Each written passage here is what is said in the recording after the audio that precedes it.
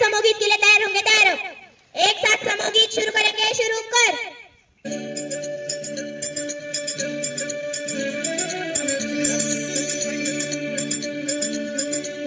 हिमाय भूमि जन्मभूमि कर्मभूमि आमची, महावंदनीय की प्राणप्रिय हिमाय मराठी आमची।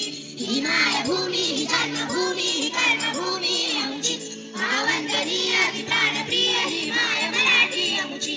आमचा आहे माना ही आमची आहे बोली, आसमानी सजे भव्य पताका भगव्या जरी पटक्याची।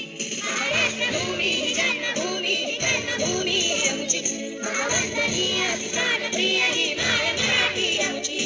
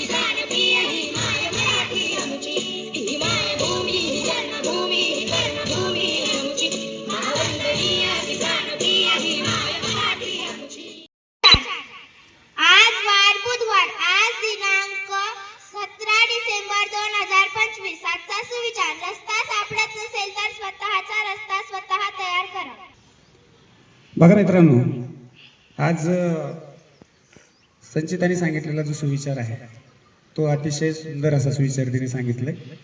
रस्ता सापडत नसेल तर स्वतःचा रस्ता स्वतः निर्माण करा. बघा, अनेक वेळा आपण जीवन जगत असताना अनेक समस्या आपल्याला येतात, अनेक अडचणी येतात. पण त्या अडचणीमध्ये कधी कधी काय होतं, आपलं मन खिन्न होतं, खचून जातं. अशा वेळेस जर आपल्याला मार्ग सापडत नसेल किंवा पारंपरिक मार्गाने जर आपल्याला एखाद्या मदतीचा हात आपल्याला मिळत नसेल तर अशा वेळेस आपण स्वतःचं सामर्थ्य स्वतःमध्ये निर्माण केलं पाहिजे. आणि कधी कसंही संकट आलं तरी त्याला तोंड देण्याची हिंमत आपल्यात असली पाहिजे.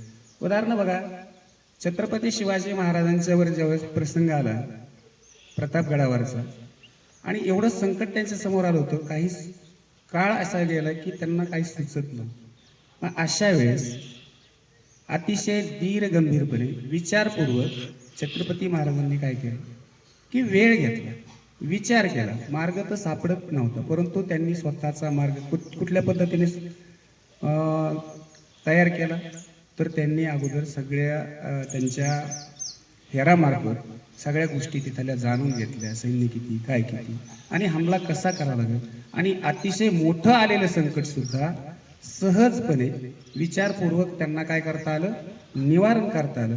असं कितीही संकट आलं तरी आपला स्वतःचा रस्ता. मग आता तुमच्या जीवनामध्ये तुम्हाला एखाद्या विषयात जर काही ज्ञान पारंपरिक पद्धतीने मिळत नसेल, तुमच्या अपेक्षेप्रमाणे मिळत नसेल, तर आज काय, आज मीडियाचं जग आहे. तुमच्याकडे मोबाईल्स आहेत, लॅपटॉप आहे, त्याच्यावर सर्च करा, गुगलला सर्च करा, तुम्हाला ज्ञान आपोआप मिळवता येईल. म्हणजे तो काय केलाय, तुम्ही मार्ग शोधलाय, त्याच्यावर मार्ग काढलाय, इथं थांबला नाही. जीवनामध्ये हेच करायचं आहे आपल्याला की कुठलंही संकट आलं, काहीही संकट आलं तर त्याच्यावर मात करायची, त्याला डगमगून जायचं नाही. विचारपूर्वक निर्णय घेतला की कुठलीही गोष्ट अशक्य राहत नाही. धन्यवाद. आजची म्हण इकडे आड तिकडे विहीर. नमस्कार मित्रांनो, आज गौरीने अतिशय सुंदर म्हण आपल्याला सांगितली आहे, इकडे आड तिकडे विहीर.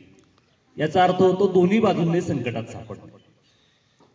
बघा, आपल्याला माहिती आहे, आड म्हणजे एक छोटी विहीर असते आणि विहीर मोठी विहीर. दोन्हीमध्ये जर पडलं, दोन्ही खड्ड्यात जर पडलं तर दोन्ही बाजूंनी अडचणत असते. तर या स्वरूपाची परिस्थिती आपण नेहमीच्या जीवनामध्ये अनुभवतो. आता मागे कोरोनासारखी परिस्थिती आली होती की जो खूप मोठा संसर्गजन्य रोग होता. त्यामध्ये आपला एकटा मित्र आजारी असेल तर आपल्याला त्याला भेटायला जाता येत नव्हतं, कारण आपण भेटायला गेलो तर आपला तो होईल, मग आपल्या कुटुंबाला होईल. आणि आपलं जे मित्रप्रेम आहे किंवा मित्राचं कर्तव्य आहे, आपण जर त्याला भेटायला गेलो नाही तर ते पूर्ण होत नाही. अशा पद्धतीने अशी परिस्थिती जेव्हा जेव्हा निर्माण होते तर त्या परिस्थितीला आपण इकडे आड तिकडे विहीर या म्हणीमधून व्यक्त करू शकतो. धन्यवाद. माझ्या बोधकथेचं नाव आहे सत्यवसनी चोर. एका सराईत चोर एका साधूकडे गेला आणि म्हणाला, मला उपदेश द्या. साधू म्हणाला, पोट भरण्यासाठी तू चोरी करतोस, पण एक पथ्य बाळ, केव्हाही खोटे बोलू नकोस. असे काही दिवस गेले. रात्री तो चोरीच्या निमित्ताने भटकत असता त्याला एक माणूस भेटला. त्याने चौकशी केली, तुम्ही कोण, कुठे चाललात? चोरांना त्याला सगळं खरं सांगितलं, चोरी करायला निघालोय. तो माणूस स्वतः विषांतर करून भटकणारा राजा दोघांनी मिळून चोरी करायचं ठरविलं. ते राजवाड्यात गेले. चोर जमादार खाण्यात शिरला. त्याने तिजोरी उघडली.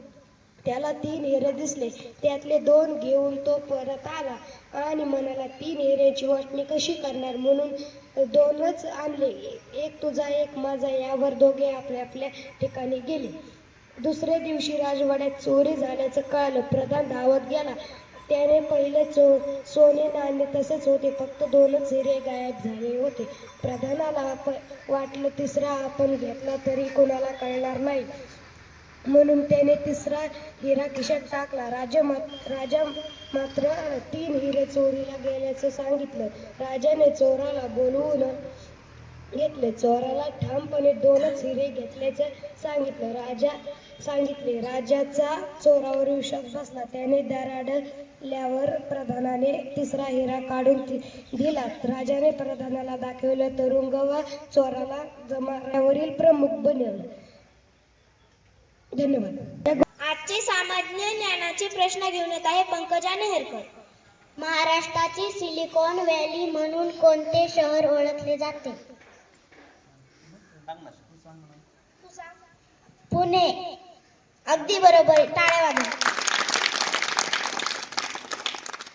लोकहितवादी हे कोणाचे टोपण नाव आहे?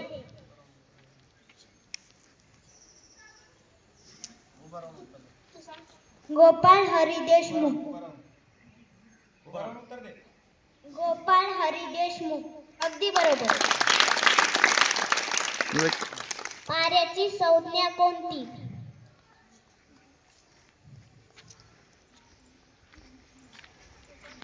यज्जी. अगदी बरोबर. संसदेचे स्थायी सभागृह कोणते? तू सांग. राज्यसभा. अगदी बरोबर. शिवनेरी किल्ला कोणत्या जिल्ह्यात आहे?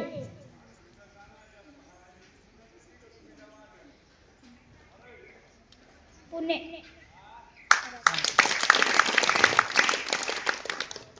केशवसूत हे कोणाचे टोपण नाव आहे? कृष्णाश्री केशव दांडे. अगदी बरोबर. ऑक्सिजनची संज्ञा कोणती? अगदी बरोबर. लीप वर्ष किती दिवसाचे असते? 366. अगदी बरोबर. साल्हेर किल्ला कोणत्या जिल्ह्यात आहे?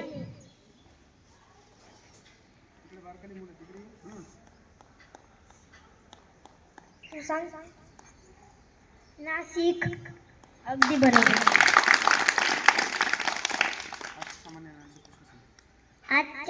आजचे सामान्य ज्ञानाचे प्रश्न संपले. पसायदान के लिए तैयार होंगे तैयार हो.